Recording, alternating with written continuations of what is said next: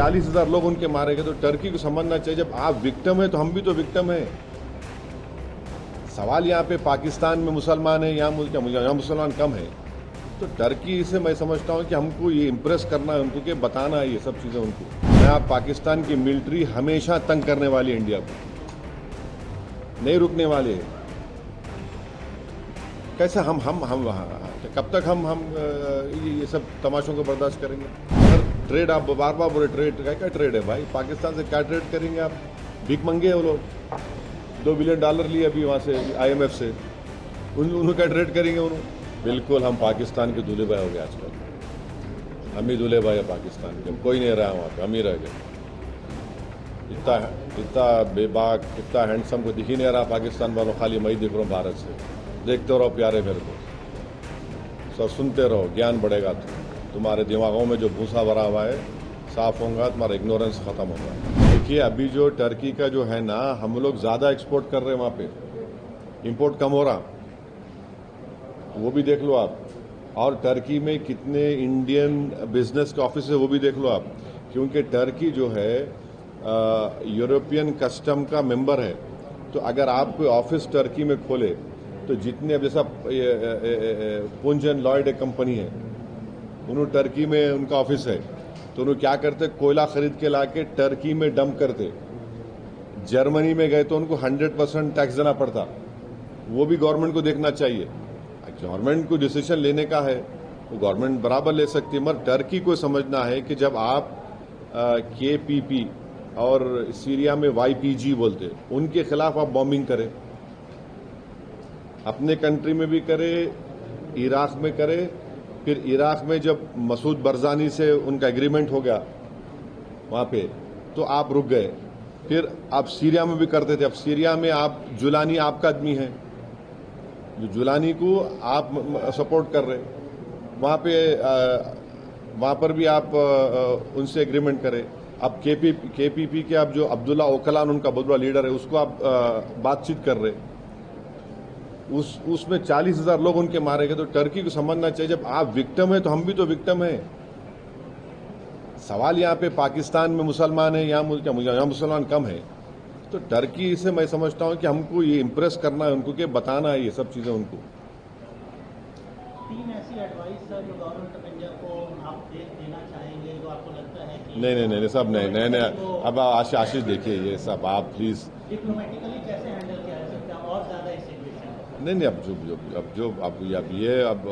Diplomat देखिए, मैंने ये कहा, फिर से कह रहा हूँ कि सीज फायर का अनाउंसमेंट हमारे प्रधानमंत्री को करना चाहिए था, कोई दूसरे देश के प्रेसिडेंट करना नहीं चाहिए था। और फिर वो उस देश के प्रेसिडेंट बार बार बोल रहे ट्रेड करेंगे। क्या ट्रेड करेंगे? पाकिस्तान से कितना ट्रेड होता मालूम आपको? US का ओनली 10 बिलियन।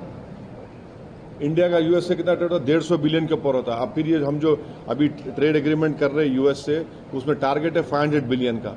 क्या मजाक है क्या ट्रेड के लिए हम वो खामोश बैठ जाएंगे क्या? और अमेरिका गारंटी ले रहा है कि हमारे पास दोबारा पाकिस्तान आतंकवादी हमले नहीं करेंगे। और फिर कौन गारंटी ले रहा है कि पाकिस्तान, तो पाकिस्तान की मिलिट्री हमेशा तंग करने वाली है इंडिया को, नहीं रुकने वाले। कैसे हम कब तक हम ये सब तमाशों को बर्दाश्त करेंगे? तो ये चीज़ें हैं। हम तो मैं अपनी गवर्नमेंट से बोल रहा हूँ। मैं मेरे को कोई दूसरे फॉरेन गवर्नमेंट से मतलब नहीं है, मगर ट्रेड आप बार बार बोले, ट्रेड क्या ट्रेड है भाई? पाकिस्तान से क्या ट्रेड करेंगे आप? भीख मंगे हैं वो लोग। $2 बिलियन लिए अभी वहाँ से IMF से, उन्होंने क्या ट्रेड करेंगे? उन्होंने ट्रेड हमारे से होगा ना, कितना वो है। जब हम तो इतना ही US से हम एक्सपेक्ट कर रहे हैं कि USA TRF को फॉरेन टेररिस्ट ऑर्गेनाइजेशन घोषित करेगा। और हमारी गवर्नमेंट से हम रिक्वेस्ट भी करेंगे कि उनको बताए आप, TRF should be designated as a terrorist, foreign terrorist group in US, in UK treasury department करना चाहिए, EU को करना चाहिए। अब ये हाँ, इन इंडिया 20 करोड़ लिखे, 20 crore So this boogie of Pakistan is a Muslim country. There are more Muslims in India than in Pakistan, and Pakistan has got nothing to do with Islam at all. The way they are behaving, the way we have behaved so far. So I hope, I am sure the government of India is seized of this matter, and they must look into it. Government of India and many of the leaders we also saw defence minister ने ये भी कहा है कि operation Sindoor is not yet over and if Pakistan continues to provoke then India will also be giving a defeating reply to the Pakistan. ठीक है, बहुत अच्छा है, बहुत अच्छा है. हमारा अभी 2 दिन पहले 3 टेररिस्ट हम लोग मारे, पाकिस्तान के, वो LET के टेररिस्ट थे. Cultural exchanges and academic collaborations are being permitted across universities in Turkey or Turkish institutions. This is something that you support, or do you think that if there's slightly more diplomatic approach and such exchanges should continue? No, the universities are autonomous universities. They are taking a decision.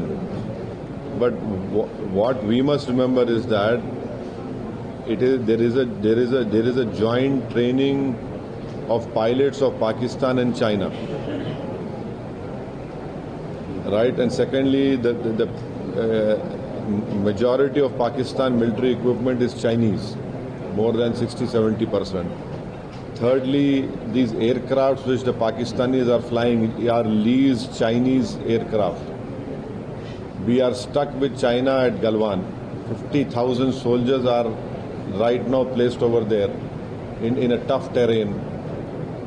This also we'll have to keep in mind. एक और demand बार बार opposition बढ़ते हुए principal opposition party है उनकी तरफ से आ रहा है, और एक स्पेशल सेशन ऑफ पार्लियामेंट का, क्या आप उसका सपोर्ट करते हैं? आपको लगता है पार्लियामेंट का स्पेशल होना चाहिए? ये काम तो सरकार को बुलाना है, और अगर पार्लियामेंट का सेशन बुलाती है बहुत अच्छा है.